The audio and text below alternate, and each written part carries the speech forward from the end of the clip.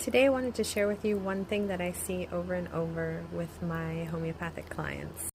When I start working with people, usually in their emotional life, there are mechanisms that have come into play they're basically coping mechanisms. So something that has happened at some point, or there has been an environment for them at some point where they have developed defensive mechanisms in their emotional life. And often when someone comes to see me, those mechanisms themselves, although at the time they were protective, have now become basically destructive to the person who they're trying to protect. And you can go in and think about these in yourself, but it can be really hard to change them since they've become like automatic. So when we can talk that through, though, in an appointment together, we can get to the dynamic at play. Now, we don't have to untie all of the knots. We don't have to go through every detail. We don't have to we don't have to go into all the emotional parts.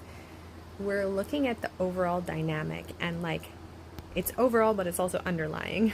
You can see how those words can be a bit different, but it is the dynamic that's happening, and how is that a struggle for you? And it doesn't have to be cause and effect. It doesn't have to be this happens and this happens, this happens and this happens. Okay, let's get rid of this. It can just be, okay, this is what is happening.